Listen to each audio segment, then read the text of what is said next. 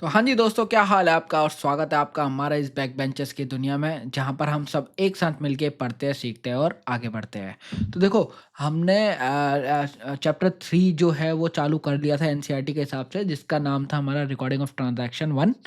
और हमने कुछ कॉन्सेप्ट देख लिए थे, तो एक बार हम थोड़ा-सा रिव्यू कर लेते हैं कि हमने पिछले लेक्चर्स में क्या-क्या देखा था। तो देखो, हमने ये आपका चैप्टर का नाम हो गया। हमने अकाउंटिंग वाउचर्स के बारे में देखा था कि प्रिंसिपल ऑफ ऑब्जेक्टिविटी पे ये चलता है, जिसको हम डॉक्यूमेंट सोर्स डॉक्यूमेंट ये होता है, तो अकाउंटिंग और इसमें थोड़ा-सा डिफरेंस होता है। और हम इसको जो अकाउंटिंग वाउचर होता है, इसको हम इनवॉइस के आगे स्टेपल लगा के अपने रिकॉर्ड्स के लिए रख लेते हैं कि हाँ भैया, कि हम मान लो हमसे कोई माँगेगा रिकॉर्ड-विकॉर्ड, तो हम एकदम से उसके आगे रिकॉर्ड्स ला सकते हैं।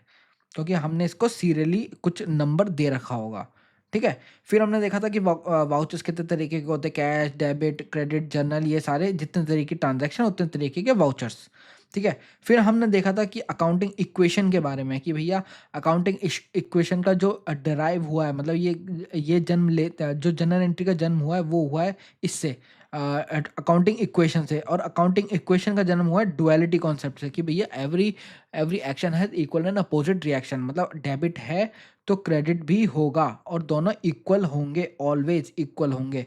ऐसा कभी नहीं हो सकता कि ये दोनों इक्वल ना हो, ठीक है?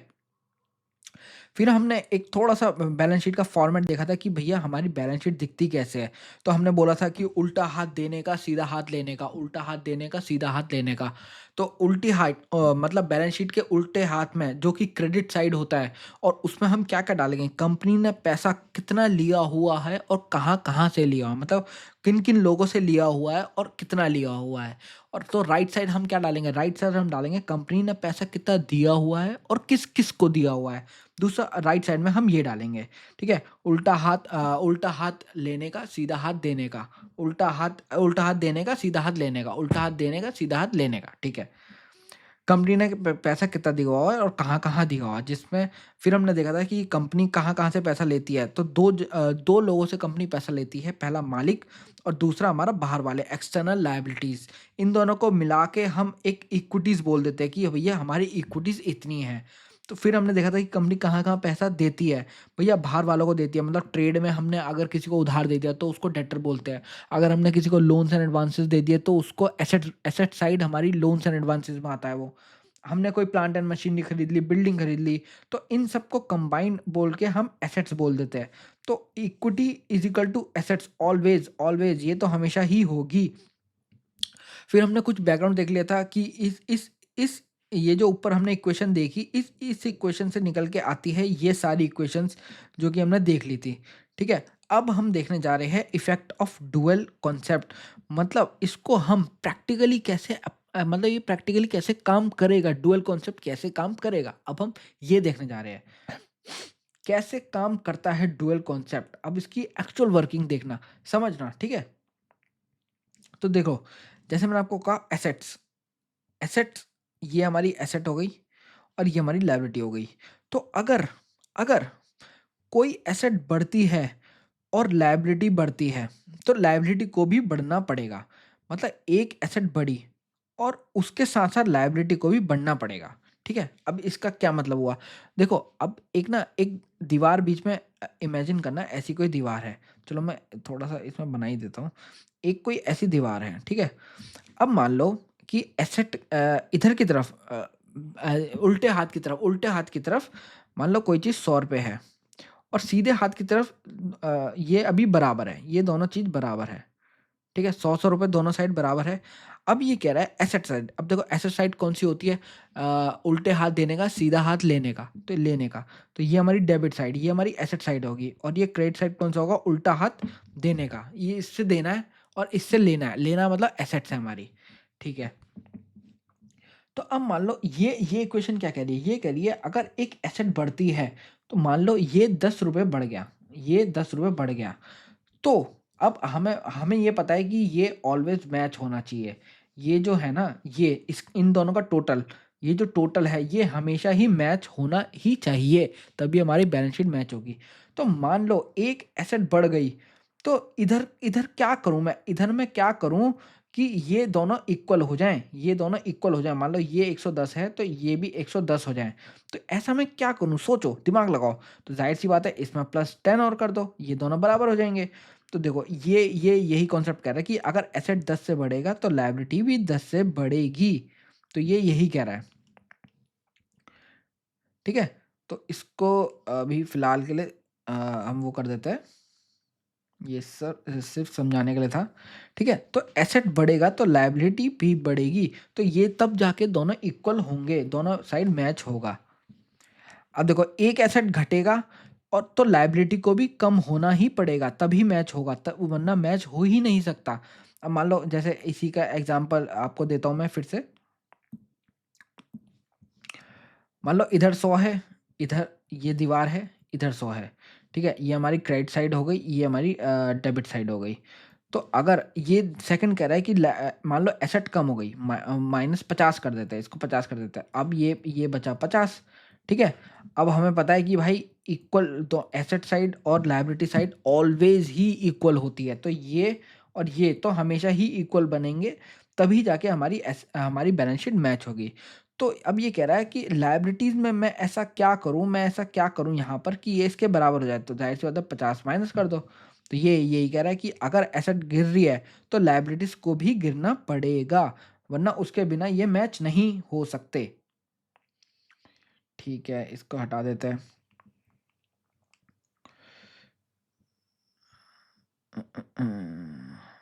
ठीक है, आगे देखते हैं।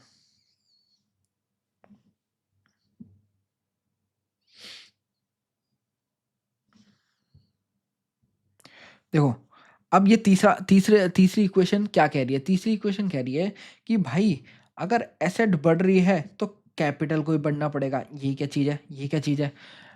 ये क्या है भाई? ये समझाओ थोड़ा-सा। ठीक है, ये समझा देता हूँ। देखो, अगर ये भी सिचुएशन आ रही है तो हमारे बैलेंस शीट मैच हो जाएगी कैसे? अब देखो, ये जो कैपिटल है, ये हमारी बैलेंस शीट का सोचो किधर का आइटम है। मैंने आपको बताया था, यहीं पर बताया था कि मालिक के पैसे को ही हम कैपिटल बोलते हैं। तो मतलब और मालिक को हमें पैसा वापसी देना होता है, तो मतलब वो हमारी पैसा देना है उसको, वो देने की साइड है, वो लेफ्ट साइड है हमारी, तो पैसा देना है। तो मुझे इतना समझ आ गया कि कैपिटल यहाँ कहीं आएगी, कैपिटल बैलेंस शीट के इस पोर्शन में कहीं पर आएगी। ठीक है, इतना समझ आ गया। तो अब मैं आपको इससे समझाऊं, तो मुझे अभी तक इतना समझ आया कि दीवार के इधर की तरफ कहीं कैपिटल आएगी। तो मैं यहाँ पर लिख लेता हूँ कैपिटल। मान लो 100 रुपये, मैंने यहाँ 100 रुपये कैपिटल लिख ली। अब ये कह रहा है कि भाई अगर एसेट बढ़ रही है तो कैपिटल को भी बढ़ना ही पड़ेगा, तभी बैलेंस शीट मैच होगी। अब ये क्या कह रहा है? मान लो, अब देखो, शुरुआत में अगर मैं देखूँ एसेट, एसेट भी हमारी 100 होगी, तभी हमारी मैच होगी, वरना तो मैच नहीं हो सकती। अब ये कह रहा है हमारी एसेट बढ़ गई। ठीक है, मान लो 10 रुपये बढ़ गए, 10 रुपये बढ़ गए। और मान लो लायबिलिटी जो है, अब देखो, जैसे मैंने आपको बताया था कि 2 चीज़ों से इक्विटीज़ बनती है। ये देखो, इसको मैं टोटल कर देता हूँ। 2 चीज़ों से हमारी लेफ्ट साइड बनती है। किन-किन चीज़ों से? मालिक के पैसों से और उधार से। तो मालिक के पैसे को बोलते हैं हम क्या बोलते हैं? कैपिटल। और उधार को बोलते हैं हम लायबिलिटीज़। तो मान लो लायबिलिटीज़ जो है ना, वो सेम है, वो 0 है, वो है ही नहीं।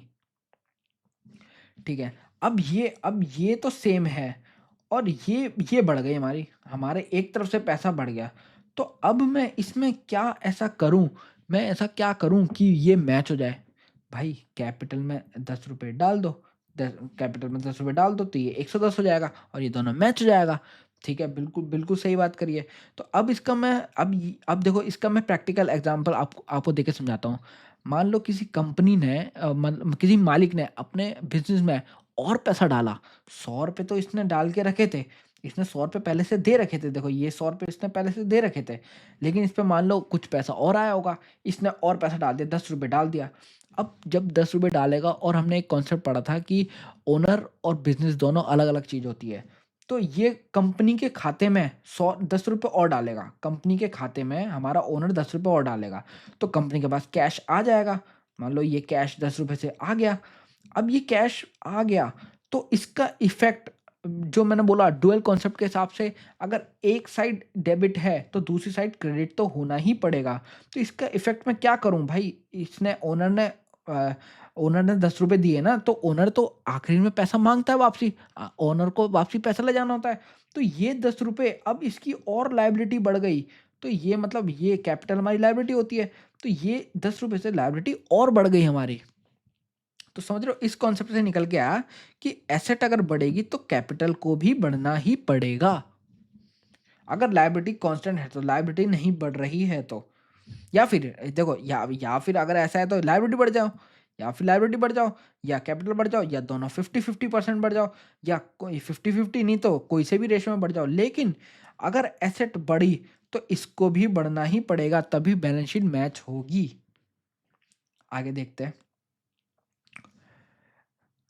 अब देखो इसका रिवर्स, इसका इसी का देखो रिवर्स केस है। अगर एसेट गिर रही है तो कैपिटल को भी गिरना पड़ेगा, जो मैंने आपको समझाया कि इसी का reverse case. Capital asset asset बढ़ रही है तो कैपिटल को भी बढ़ना पड़ेगा, एसेट गिर रही है तो कैपिटल को भी गिरना पड़ेगा। इसका रिवर्स केस है, इसमें कोई कोई रॉकेट साइंस वाली बात नहीं है।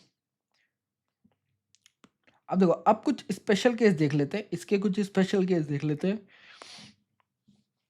एसेट बढ़ रही है और एसेट गिर रही है, ये कैसा केस है? हाँ भाई, हाँ बिल्कुल हो सकता है ये। अब ये समझाओ भैया थोड़ा सा कि ये कैसे हो सकता है कि एसेट ही बढ़ रही है और एसेट ही गिर रही है? हाँ भाई, बिल्कुल हो सकता है। ये कैसे हो सकता है? देखो, मैं आपको एक केस बना के दिखाता हूँ इसमें। मान लो ये दीवार की ये साइड है, और ये इक्विटी लिख दूं, मैं यहाँ पर इक्विटी लिख दूं।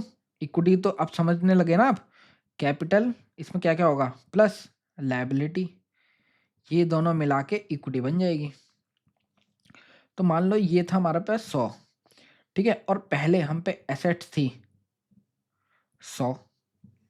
तो ये दोनों मैच हो रहे थे, कोई दिक्कत वाली बात नहीं है, दोनों मैच हो रहे हैं, कोई दिक्कत वाली बात है ही नहीं। अब क्या हुआ, अब सिचुएशन ये आई कि मान लो हम पे 10 रुपए कुछ चीज़ बढ़ गई, एसेट बढ़ गई, एसेट बढ़ गई, और मैं कह रहा हूँ आपसे इसमें कोई चेंज नहीं आया, इक्विटी में कोई चेंज नहीं आया, जीरो। तो आप तो सर खुचाने लगोगे कि भाई ये क्या हुआ, ये क्या हुआ, ये बढ़ गई ये नहीं बढ़ी। तो अब क्या करूं मैं ऐसा क्या करूं कि मैं इसी में एडजस्टमेंट करके, तो और मुझे टोटल मैच करना है, मुझे टोटल ये मैच करना है। मुझे तो ये पता है कि भाई ये मैच होगा तभी मेरी बैलेंस शीट मैच होगी, उसके बिना मेरी बैलेंस शीट मैच नहीं हो सकती। तो मैं बताओ ऐसा क्या करूं कि ये टोटल 100 बन जाए? ऐसा क्या करूं मैं? भाई जाहिर सी बात है, मैं यहाँ पर क्यों ना -10 कर दूं। अगर ये इससे कैंसिल आउट हो जाएगा और ये 100 रुपये बैलेंस 100 रुपये हो जाएगा। तो क्या मैं ऐसा कर सकता हूँ? हाँ कर सकता हूँ, बिल्कुल कर सकता हूँ। ठीक है, अब देखो, अब इसका मैं प्रैक्टिकल आपको एग्जांपल देके अगर बताऊं, तो कोई एसेट बढ़ रही है।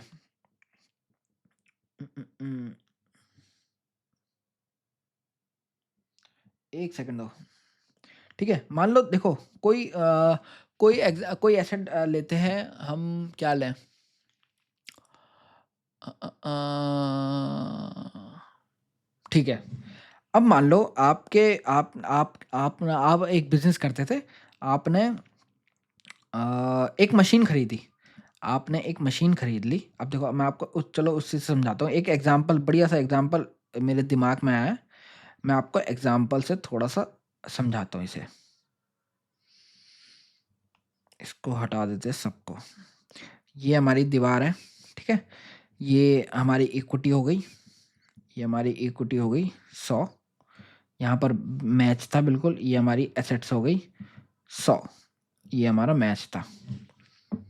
ठीक है, और ये भी हमारा टोटल ऑलवेज मैच होना ही चाहिए, ये भी 100 होना ही चाहिए, तभी हमारी बैलेंस शीट मैच होगी।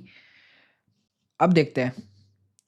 अब मान लो मैंने आपको बता दिया कि इक्विटी में भाई कोई चेंज नहीं आया, ये जीरो है, ये जीरो है। मैंने आपको बता दिया ये लेफ्ट साइड को नहीं छेड़ना आपको, मतलब ये हाथ देने में कुछ नहीं हुआ है, मतलब हमें किसी को और ज़्यादा नहीं देना, हमें कुछ नहीं देना, हमें बस लेना लेना है, और ज़्यादा लेना लेना है। मैं कहूँगा अच्छा, ये क्रेडिट साइड हो गई और ये हमारी डेबिट साइड हो गई। ठीक है, तो अब मैंने एग्जांपल देता हूँ आपको कि एक हमने ना मशीन खरीदी, हमने एक बिल्डिंग के लिए, हमारी बिल्डिंग में कोई बिजनेस में कोई मशीनरी की ज़रूरत थी, तो हमने एक मशीनरी खरीद ली। मान लो 10 रुपए की हमने वो मशीन खरीद ली।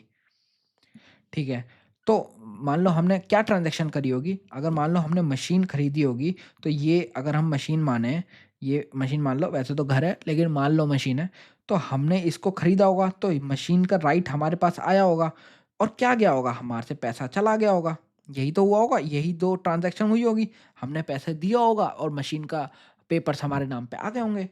तो हमने पैसा दिया, तो मतलब हमारे हमारे से हमारे हमारे बैंक से पैसा कटा होगा। तो बैंक क्या होती है? बैंक हमारी एसेट होती है। क्यों? क्योंकि हमें पैसा लेना है। बैंक को पैसा देना तो नहीं होता ना, पैसा लेना ही तो होता है, हमारी एसेट ही तो होती है, हमारा हक होता है उस पैसे पे। तो हमारा बैंक माइनस हो जाएगा भाई। मान लो ₹10 की एसेट थी, तो ये तो हो गया हमारा माइनस, ठीक है, ₹10 चले गए। अब मैं परेशान हूँ, मेरी लायबिलिटी तो कोई बढ़ी नहीं। अब मैंने अब मेरी लायबिलिटी तो कोई बढ़ी नहीं, लेकिन मेरे पे हक आ गया किसी चीज़ का। किसका आया? बिल्डिंग का। मेरे पे बिल्डिंग का हक आ चुका है, क्योंकि मैंने पैसा दिया और बिल्डिंग का हक आ गया। हक आना भी तो क्या होता है? क्लास में जाके सोचना, मैंने आपको बताया था एसेट की डेफिनेशन में, किसी चीज़ पे हक आना वो भी एसेट होती है। तो भाई ₹10 कम हुए, ₹10 बढ़ गए, ओवरऑल इफेक्ट सेम रहा। तो ये वाला केस बन जाता है कि एक एसेट बढ़ी तो दूसरी एसेट कम हो गई। देखो लायबिलिटी साइड मैंने कोई डिफरेंस नहीं लाया, लेकिन एक एसेट को बढ़ाया, दूसरी एसेट को कम हो गया। अब देखो इसी का अपोजिट केस बन जाता है ये वाला, इसी का अपोजिट केस बन जाता है, एक लायबिलिटी बढ़ी और दूसरी लायबिलिटी कम हो गई। देखो यहाँ से चीज़ें बस यहाँ आ जाएगी, बाकी और केस बिल्कुल ही सेम रहेगा कि एक लायबिलिटी कोई बढ़ेगी और दूसरी लायबिलिटी उससे कम हो जाएगी। ठीक है, तो इसको मैं अभी मिटा देता हूँ, इसकी अभी ज़रूरत नहीं है, इसको हटा देता हूँ मैं। अ, अ, अ, अ, अ, अ, अ।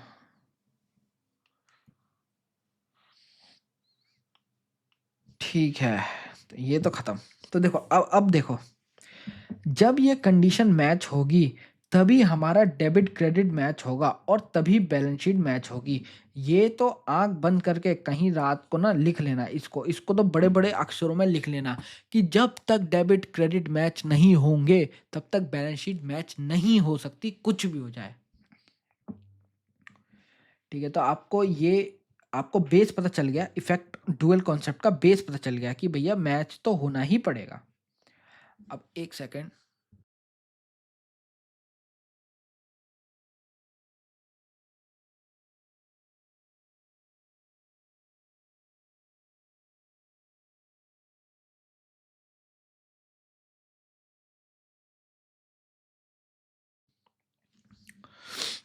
देखो अब अब हम देखने जा रहे हैं कुछ treatment of special items in accounting equation. ये जो हमने अकाउंटिंग इक्वेशंस अभी देखी है, इसमें कुछ ऐसे क्वेश्चंस करते हुए हमें कुछ ऐसे स्पेशल आइटम्स दिखेंगे जिसका हमें ट्रीटमेंट करना पड़ेगा, और वो इतने तरीके के ही होंगे। देखो सिर्फ चार पाँच, ये कितने थे? चार चार तरीके के होंगे। देख लेते हैं, इसको भी देख लेते हैं भाई, ये भी क्या बड़ी चीज़ है। अब देखो ये कॉन्सेप्ट कहाँ से निकल के आया? ये कॉन्सेप्ट निकल के आया प्रिंसिपल ऑफ एक्रूवल कॉन्सेप्ट। तो इसमें मैंने आपको क्या समझाया था एक्रूवल कॉन्सेप्ट में, कि भाई हमें कैश से कोई लेना देना होता ही नहीं है। अगर खर्चा हो गया ना, तो उसको हम रिकॉर्ड करेंगे, हमने पैसा दिया है या पैसा नहीं दिया हो। हमें उस बात से एक्रूवल बेसिस में कोई फ़र्क नहीं पड़ता। हमने अगर खर्चा कर दिया, तो हमको वो रिकॉर्ड करना ही पड़ेगा। ये हमारा एक्रूवल कॉन्सेप्ट कहा करता था, ठीक है। अब देखो ये अकाउंटिंग इक्वेशन में कैसे अप्लाई होगा, आउटस्टैंडिंग एक्सपेंस। अब ये आउटस्टैंडिंग एक्सपेंस होता क्या है? देखो ये अपने नाम से ही बता रहा है कि भैया मैं एक ऐसा खर्चा हूँ जो कि अभी आउटस्टैंडिंग है। आउटस्टैंडिंग मतलब अभी देना बाकी है, और एक्सपेंस मतलब खर्चा। तो मैं ऐसा खर्चा हूँ जो अभी देना बाकी है, खर्चा हो गया है बट अभी देना बाकी है। ठीक है, देखो expenses incurred but not paid, अभी दिया नहीं है, अभी देना बाकी है। ठीक है, अब इसका मैं अकाउंटिंग इक्वेशन में क्या करूं? देखो क्या करेंगे, डिडक्ट फ्रॉम कैपिटल। कैपिटल से डिडक्ट कर लो। कैपिटल से क्यों करूं? देखो रीजन बता रखा है, चुकाना तो पड़ेगा ही, खर्चा मान लो। अब देखो जो ये कैपिटल होती है ना, अब इसका मैं थोड़ा सा आपको बेस बताऊं, तो ये कैपिटल क्या होती है? देखो कैपिटल, अगर मैं मान लो आपने एक ₹100 से बिज़नेस को चालू करा, ₹100 का बिज़नेस आपने धंधा चालू करा, ठीक है। अब मान लो उस धंधे ने प्रॉफ़िट कमाया, उस धंधे ने इनकम कमाया कुछ, उस धंधे ने कुछ पैसा कमाया और वो आया आप पे ₹50, ठीक है? वो आप पे ₹50 आया और उस धंधे में कुछ खर्चे भी किए होंगे, मान लो उस इस इनकम को कमाने के लिए कुछ तो खर्चे किए होंगे ना, तो उसको हम एक्सपेंसेस बोलते हैं। तो मान लो ₹30 का उसने एक्सपेंस कर दिया, मतलब उस इनकम को कमाने के लिए हमने कुछ खर्चा कर दिया, रॉ मटेरियल या जो भी है वो हमने खर्चा कर दिया। तो नेट आपके पास कितना बचेगा? आपके पास ₹120 बचेंगे, आखिर में ₹120 बचेंगे, ठीक है? इतना मुझे समझ आ गया। तो अब ये देखो क्या कह रहा है, ये कह रहा है एक्सपेंस खर्चा, खर्चा तो हो गया ना, और बट हमने पे नहीं किया, हमने उसको पे नहीं किया, तो चुकाना तो पड़ेगा ही, खर्चा मान लो, तो आज ही उसको खर्चा मान लो। मतलब ये कहना चाह रहा है कि एक्सपेंस इसी में ना, आज आप ₹10 और बढ़ा दो, मान लो ये ऐसा खर्चा था, आउटस्टैंडिंग एक्सपेंस, ये खर्चा ऐसा था कि देखो चलो मैं आपको ये बताता हूँ, एक सेकंड रुको, अभी इसको हम थोड़ा सा साइड में रखते हैं। हाँ, तो हम ये ले लेते हैं। देखो ये देखो, कैपिटल का ये ओपनिंग बैलेंस था, ये ओपनिंग बैलेंस था, ठीक है? ओपनिंग बैलेंस मतलब साल के शुरुआत में ये था, और ये हमारा कैपिटल का क्लोजिंग बैलेंस आ गया। ये हमारे कैपिटल का क्लोजिंग बैलेंस आ गया है कि साल के एंड में क्या बैलेंस था। तो अब इस बैलेंस को अगर मैं बाइफरकेट करूँगा तो आपको क्या निकल के दिखेगा? देखो, इस बैलेंस में ₹100 तो हमारे साल के शुरुआत में थे। ₹100 आपके साल के शुरुआत में थे, ओपनिंग में थे, और ड्यूरिंग द ईयर प्रॉफिट आपका ₹20 आया है, तब जाके ये ₹120 बना है, ठीक है? ये देखो, ये ड्यूरिंग द ईयर प्रॉफिट है ना, तो ये यहाँ पर अब ये क्या कह रहा है? कह रहा है भाई खर्चा तो हो गया ना, तो क्यों ना आप इस ये जो ₹30 है इसमें इसको ऐड कर दो। मान लो इसमें इसको ऐड कर देते हैं, ठीक है? मान लो ये ₹10 का खर्चा था, तो क्यों ना इसको 40 कर दो आप। इसको अगर आप 40 कर दोगे, तो आपका प्रॉफ़िट कितना हो जाएगा? आपका 110 हो जाएगा। आपका ये 110 हो जाएगा, और ये आपका यहाँ पर प्रॉफ़िट ₹10 हो जाएगा, और ये भी आपका यहाँ 110 हो जाएगा। तो ये कह रहा है कि ये आपको करना है, क्योंकि खर्चा तो मान लिया ना, खर्चा मान लिया तो प्रॉफिट में से कम करना पड़ेगा। तो लेकिन अकाउंटिंग इक्वेशन में आपको कहीं प्रॉफिट दिख रहा है? ये हमारी अकाउंटिंग इक्वेशन होती है, इसमें आपको कहीं लिखा हुआ दिख रहा है प्रॉफिट? कहीं पर भी आपको लिखा हुआ दिख रहा हो कि प्रॉफिट हमारा ये है, तो प्रॉफिट होता कहाँ है? प्रॉफिट तो आखिर में कैपिटल में ही जाएगा ना। ये देखो, ये मैंने क्या लिखा था, ओपनिंग कैपिटल, आप मालिक ने इतना लगाया, पूरा धंधा करके बिज़नेस जो उसको ₹10 प्रॉफ़िट दिया। तो ₹10 प्रॉफ़िट दिया ना, तो ये प्रॉफ़िट कहाँ गया? ये क्लोज़िंग कैपिटल में गया। आखिर मतलब मतलब जो ओनर के आखिरी के पैसे थे साल के, तो उसमें गया जाके। तो और ये कॉन्सेप्ट कह रहा है कि आप इसको खर्चा रिकॉर्ड कर लो। तो इस तो मैं इसको इसमें कहाँ से डालूँ, इसमें कहाँ से डालूँ? क्यों ना मैं इस कैपिटल में ही एडजस्ट कर दूँ इसको। तो अगर वो वहाँ पर प्रॉफ़िट से कम हो रहा है, तो यहाँ पर ये कैपिटल से कम अगर मैं कर दूँगा, तो क्या नेट इफ़ेक्ट वही आएगा? बिल्कुल आएगा, बिल्कुल सही आएगा। देखो, अगर मैं ये कैपिटल में से ₹10 को एडजस्ट कर दूँगा, तो तो मेरा प्रॉफ़िट भी कम हो गया, प्रॉफ़िट मेरा ₹10 पे आ गया, तो मैंने अपना खर्चा बढ़ा दिया। पहले 30 था, फिर मैंने इसको 40 कर दिया, तो खर्चा मेरा 10 से कम हो गया, और उससे हमारी क्लोज़िंग कैपिटल भी कम हो गई। तो क्यों ना मैं ऐसा करूँ, तो देखो, क्यों ना मैं ऐसा करूँ कि पहले मान लो पहले की सिचुएशन ये थी, ₹120 प्रॉफ़िट आ रहा था जब यहाँ पर ₹30 का खर्चा था। तो अब मैं सीधा ₹10 इसको यहाँ पर माइनस कर दूँ, सीधा कैपिटल में से ही मैंने माइनस कर दिए। जो जो ये कॉन्सेप्ट कह रहा है, कैपिटल में से मैंने ₹10 माइनस कर दिए, 110। तो देखो दोनों मैच हो गए ना, ये भी मैच हो गया, ये भी मैच हो गया, रिवाइज़ सिचुएशन भी मैच हो गई, ये भी मैच हो गया। तो ये यहाँ पर यही कह रहा है। अ अ अ अ, 1 सेकंड मैं इसको हटा दूँ थोड़ा-सा।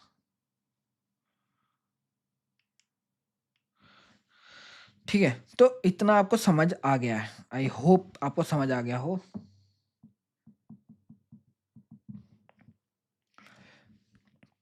डिडक्ट फ्रॉम कैपिटल, कैपिटल में से चुकाना तो है ही, तो खर्चा मान लो, और न्यू कॉलम ऐड कर दो इन लायबिलिटी साइड, आउटस्टैंडिंग एक्सपेंस के नाम से। अभी तक देखो, न्यू कॉलम ऐड कर दो लायबिलिटी साइड, आउटस्टैंडिंग एक्सपेंस के नाम से, क्योंकि अभी तक चुकाया नहीं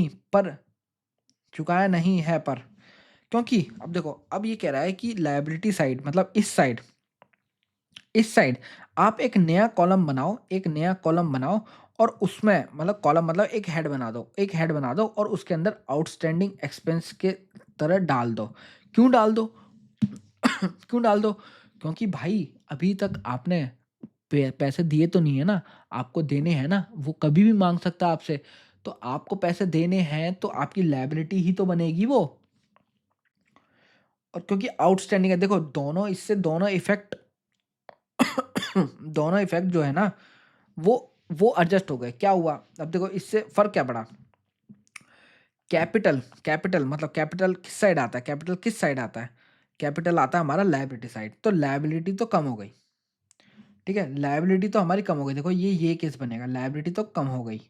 ठीक है, और दूसरी तरफ न्यू कॉलम इन लायबिलिटी में ही एक नया कॉलम हमने डाल दिया और लायबिलिटी को बढ़ा दिया। अगर हमने दिया नहीं है तो हमारी लायबिलिटी तो बढ़ेगी ना। हमने पैसा दे दिया होता तो लायबिलिटी कम हो जाती, लेकिन हमने अभी पैसा दिया नहीं है तो लायबिलिटी बढ़ेगी। तो देखो ये बिल्कुल सिचुएशन हिट हो गई। एक लायबिलिटी कम हो रही है, दूसरी लायबिलिटी बढ़ रही है, तो ऑलवेज बैलेंस शीट मैच होगी ही होगी। तो देखो कितना लॉजिकल है ये। एक लायबिलिटी कम हुई, दूसरी लायबिलिटी बढ़ गई, सिंपल सा केस। आगे देखते हैं प्रीपेड एक्सपेंसेस। देखो अब ये क्या कह रहा है, प्रीपेड मतलब हमने पहली पे कर दिया, हमारा खर्चा अभी तक ड्यू नहीं था हमने, लेकिन हमारे पे खुजली ज़्यादा हो रही थी, हमने ज़्यादा पे कर दिया। ठीक है, अब देख लेते हैं इसको। Expenses paid in advance they are not yet due, मतलब हमारे को देना बनता नहीं था लेकिन हमारे को चुल थी, हमने पहली पे कर दिए। ठीक है, अब देखो हमने पेमेंट कर दी तो पैसा तो चला गया, पैसा तो हमारे पास से जा चुका है, तो मतलब एसेट तो गिरेगी। एसेट, कैश क्या होता है? कैश होता है हमारी एसेट, हमें हमारा हक होता है उस पे, पैसा आने का हक होता है, वो तो प्योरली कैश होता है। तो हमसे पैसा चला गया तो कैश तो कम होगा ही होगा। डिडक्ट फ्रॉम कैश, पेमेंट हो गई भाई, पैसा तो कम होगा ही होगा। अब दूसरा इम्पैक्ट सोचो क्या आएगा। कैश तो कम हो गया और हमने प्रीपेड पे कर दिया, हमने पहली पे कर दिया, तो क्या हमारे पास हक आएगा? कुछ हक आएगा? सोचो कुछ हक आएगा कि हम मान लो आपने अपने मोबाइल का रिचार्ज पहली पे कर दिया, आपने पूरा महीना स्टार्ट होने से पहले ही उसको 100 रुपये पे कर दिए, तो क्या आप उस रिचार्ज वाले की गर्दन पकड़ सकते हो कंपनी की कि भाई मैंने तुझे पैसे दिए, मेरे को पूरे महीने सर्विस दे, मुझे पूरे पूरे महीने मेरी कॉल लगनी चाहिए, मुझे वो दे? आप गर्दन पकड़ सकते हो? बिल्कुल पकड़ सकते हो, क्योंकि आपका हक है। आप उससे वो ले सकते हो, आप उससे सर्विस क्लेम कर सकते हो। तो यहाँ पर आपका हक का मतलब क्या होता है? एसेट। हक का मतलब एसेट। देखो न्यू कॉलम डाल दो एसेट साइड में न्यू कॉलम डाल दो, प्रीपेड एक्सपेंस के नाम पे हक आ गया, क्योंकि हमारे पास हक आ गया मांगने का। तो अब देखो, अब ये कौन सा केस देखते हैं, ये कहाँ बैठ रहा है फिट? ये बैठ रहा है देखो यहाँ पर फिट। एक एसेट बढ़ रही है, दूसरी एसेट कम हो रही है। क्या बढ़ रहा है भैया? हमारे पास एक हक बढ़ रहा है, प्रीपेड एक्सपेंस नाम से एक हक बढ़ रहा है कि हमने उसको ज़्यादा पे कर रखा है उस जियो वो मतलब सर्विस प्रोवाइडर को। और दूसरा कैश तो चला ही गया, तो भाई कैश तो कम ही हो गया।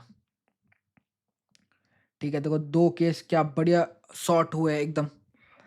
अब देखो, अब तीसरा केस देखते हैं, एक्रूड इनकम। अब ये क्या बोल रहा है? ये ऐसी इनकम है जो जिसका हमारे पास हक आ गया, बट अभी पैसा नहीं आया बिल्कुल भी। हक तो आ गया, पैसा नहीं आया। देखते हैं, इनकम अर्नड, इनकम हमने कमा लिया है बट नॉट रिसीव्ड, पैसा कमा लिया है बट हमें मिला नहीं है। मान लो 31 आपने मान लो 2 महीने के लिए आपने कोई एफडी कराई थी और अभी तक 1 महीना बीता है, और 1 महीना बीत गया ना, तो आप पे हक तो आ गया है, 1 महीने का पैसा लेने का आप पे हक आ गया बैंक पे, लेकिन आपको पे करेगा 2 महीने बाद ही, वो आपको अभी नहीं देगा, वो आपको 2 महीने बाद देगा। तो लेकिन आप पे 1 महीने का हक आ चुका है, तो आप उसको अपनी इनकम तो बनाओगे साइड से। अब देखते हैं अब इसमें क्या होगा। ऐड इन कैपिटल, हक तो आ गया है इनकम, मान लो revenue recognition concept. Revenue recognition concept क्या कहता था कि भैया हक आ गया ना आपका, आपका उस इंटरेस्ट पे हक आ गया। आप गर्दन पकड़ के बैंक से मांग मांग सकते हो कि भैया आज की तारीख तक मुझे पूरा इंटरेस्ट पे कर। तो आप पे हक आ गया है, तो आप उसको अपनी इनकम मान लो।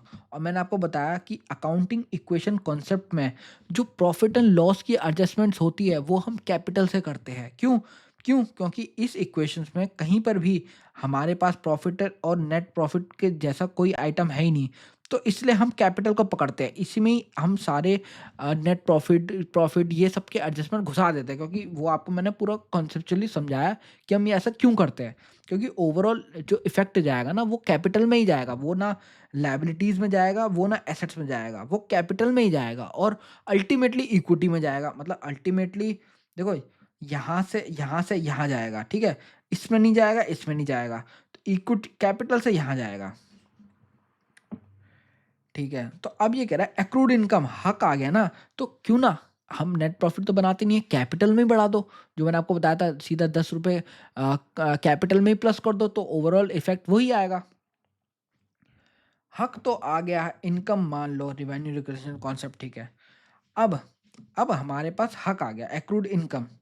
न्यू कॉलम डाल दो एसेट साइड एक्रूड इनकम के नाम से। तो क्या पेमेंट आ गई? क्या पेमेंट आ गई? नहीं आई ना। तो हमारे पास आनी है, तो आनी है तो हक तो आ गया है। तो क्यों ना मैं उसका एक इम्पैक्ट डाल दूं अपनी बैलेंस शीट में। क्योंकि देखो ये तो हमने प्रॉफिट, ये हमने इनकम मानी है। इनकम इनकम जो होता है ना वो पार्ट होता है प्रॉफिट एंड लॉस का, और ये जो एसेट पार्ट होता है ये होता है बैलेंस शीट का। तो ये कॉलम डाल दो एसेट साइड में एक्रूड इनकम के नाम से कि भैया हमने इतना पैसा कमा लिया है, इतना पैसा कमा लिया, अभी तक कैश आया नहीं है क्योंकि एक एसेट बढ़ गई। तो अब देखो, अब हम देखते हैं, अब हम देखते हैं इसका ये इम्पैक्ट क्या बनता है इसका अकाउंटिंग इक्वेशन में। हाँ, अब इसका देखो इम्पैक्ट यहाँ पर। अब देखो हमारे पास क्या हुआ है, हमारे पास एक एसेट बढ़ गई, हमने न्यू कॉलम डाल दिया एसेट में, एसेट साइड में एक न्यू कॉलम डाल दिया कि हमारे पास एक हक आ गया कुछ मांगने का। तो हक आ गया तो हमारी मेरे को इतना पता चल गया कि एसेट तो बढ़ रही है। तो देखो इसमें ये जो फिट होगा केस वो होगा ये, नहीं सॉरी, ये वाला। एसेट तो बढ़ रही है, एसेट तो बढ़ रही है क्योंकि हमारे पास हक तो आ गया है। और दूसरा, दूसरा क्या है? दूसरा है ऐड इन कैपिटल, कैपिटल में ऐड कर दो। अब कैपिटल में ऐड करने का मतलब क्या हुआ? कैपिटल कैपिटल,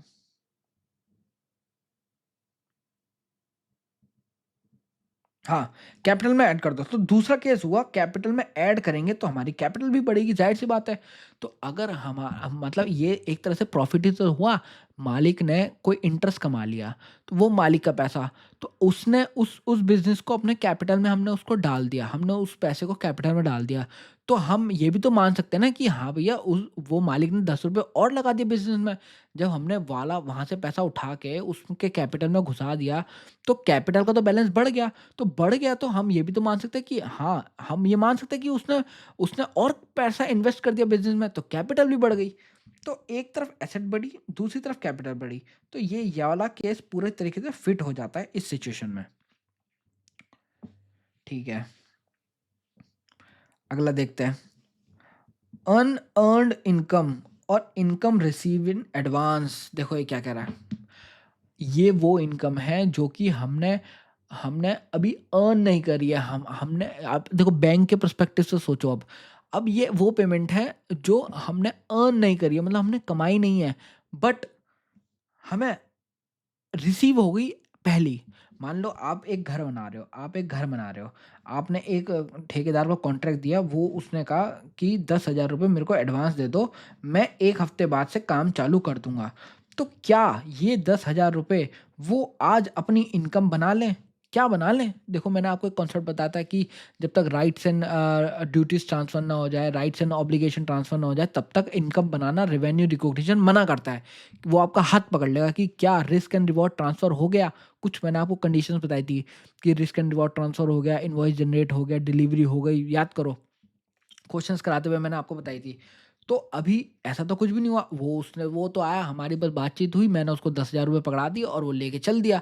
तो क्या उसको इनकम बनाएगा वो? नहीं, बिल्कुल नहीं बनाएगा। अभी उस पे हक नहीं आया, वो 10,000 अपना बोलने का उस पे उसको हक नहीं आया, तो वो अभी तक उसको इनकम तो नहीं बना सकता अपनी। तो देखो, अनअर्न्ड इनकम अभी अर्न नहीं करी है हमने, उसके लिए मेहनत नहीं करी है। बट हमें मिल गई इनकम रिसीव्ड एडवांस। अब मैं क्या करूँ? तो देखो, इतना तो समझ आ गया कि इनकम मुझे मिल गई है, पैसा मेरे पास आ गया है, बट मेरे पास हक नहीं आया, तो मेरी लायबिलिटी तो ज़रूर बनी। तो मेरे को पैसा देना पड़ सकता है, मुझे उसको पैसा तो देना पड़ सकता है। तो देखो, मेक कॉलम इन लायबिलिटीज़ ये तो कन्फर्म है कि भाई लायबिलिटी तो बढ़ गई मेरी। अब देखो, हालाँकि अभी तक नहीं आया, लायबिलिटी है। आया तो लायबिलिटी है, रेवेन्यू रिकॉग्निशन कॉन्सेप्ट। हक अभी तक हक अभी तक नहीं आया तो लायबिलिटी है। देखो, अभी तक हमारे पास हक तो नहीं आया कमाने का, उससे इनकम माँगने का, लेकिन लायबिलिटी तो मतलब हमारी लायबिलिटी तो है ये, ज़ाहिर-सी बात है, क्योंकि हाँ भाई, अभी तक हमारे पास हक तो नहीं आया, ठीक है? तो लायबिलिटी तो बढ़ रही है, इतना समझ आ गया। अब देखो, अब हमारे पास दूसरी तरफ क्या हुआ? हमारे पास कैश तो आ गया ना, कैश तो उस बंदे ने दे ही दिया ना, तो एक तरफ कैश बढ़ गया मतलब एसेट बढ़ गई। तो एक तरफ हमारी एसेट बढ़ गई, पैसा तो आ ही गया है ना, पैसा तो आ ही गया है। तो एक तरफ हमारी एसेट बढ़ गई और दूसरी तरफ हमारी लायबिलिटी बन गई। तो ये कौन-सा केस फिट हो जाता है? एक तरफ हमारी एसेट बढ़ गई, दूसरी तरफ हमारी लायबिलिटी बन गई। ये देखो, ये वाला केस एकदम फिट हो जाता है कि एक तरफ हमारी एसेट बढ़ गई, दूसरी तरफ हमारी लायबिलिटी बढ़ गई। सिंपल सा केस। तो ऐसे-ऐसे देखो, यही केस बन सकते हैं बस पूरी अकाउंटिंग में। आप अभी की अकाउंटिंग पढ़ो, कोई सी भी अकाउंटिंग पढ़ो, सिर्फ़ यही केस बन सकते हैं। और ये केस आपको समझ आ गए तो आप पूरे अकाउंटिंग में महारथी साबित हो जाओगे कि आपको कभी जनरल एंट्री में या कोई सी भी मतलब अकाउंट्स में कभी कोई दिक्कत आएगी ही नहीं। अगर आप इन चीज़ों को दिमाग में लॉजिकली घुसा दोगे कि हाँ भैया, ये क्यों हो रहा है? मतलब दोनों तरफ क्या इफ़ेक्ट आ रहा है? अगर इधर इफ़ेक्ट आ रहा है तो इधर क्या इफ़ेक्ट आएगा, और इधर इफ़ेक्ट आएगा तो इधर क्या इफ़ेक्ट आएगा? तो ये दोनों अगर आप चीज़ों को समझ लोगे तो इसमें आपको कभी कोई इश्यू होगा ही नहीं। तो चलो, इस वीडियो में बस इतना ही करते हैं और मिलते हैं आपसे अगली वीडियो में। तब तक आपके लिए आपको पता है आपको क्या करना है, वीडियो को लाइक करना है, शेयर करना है, कमेंट करना है, और लाइक करे बिना तो भाग मत जाना, बता रहा हूँ मैं।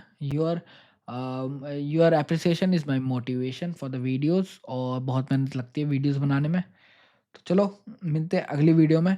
अब आप देखो, अगली वीडियो में क्या करेंगे हम? अगली वीडियो में हम क्वेश्चंस के थ्रू ये पूरा सॉल्व करने की कोशिश करेंगे। ये इक्वेशन आपको दिमाग में डाले रखनी है। ये इक्वेशन मैं आपको थोड़ा-सा बैकग्राउंड भी दे दूँगा फिर से। अगले लेक्चर में थोड़ा-सा बैकग्राउंड बता दूँगा कि क्या-क्या हमने करा था। फिर हम इसको चालू कर देंगे। लेकिन ये जो चैप्टर 3 है, आपको ये जो कॉन्सेप्ट मैंने आज पढ़ाए हैं, ये आपके दिमाग में एकदम फिट होने चाहिए जब आप क्वेश्चंस ट्राई करोगे। तो अब हम की तरफ जाएँगे अगले लेक्चर से, ठीक है? अब मैं आपको पूरा टीएस गिरेवाल के थ्रू पढ़ाऊँगा, क्योंकि अब देखो उसमें काफ़ी वैरायटी ऑफ क्वेश्चंस है। एनसीईआरटी में आपके वैरायटी ऑफ क्वेश्चंस नहीं है, तो मैं आपको उससे कराऊँगा पूरा। और कॉन्सेप्ट इस चैप्टर में कॉन्सेप्ट बस इतना ही है। ऐसा कोई अलग कॉन्सेप्ट नहीं है, कॉन्सेप्ट बस इतना ही है। बट अब सीधा क्वेश्चंस पे हाथ मारेंगे और क्वेश्चंस करेंगे। चलो, मिलते हैं अगली वीडियो में। तब तक के लिए bye bye, good night, Tata.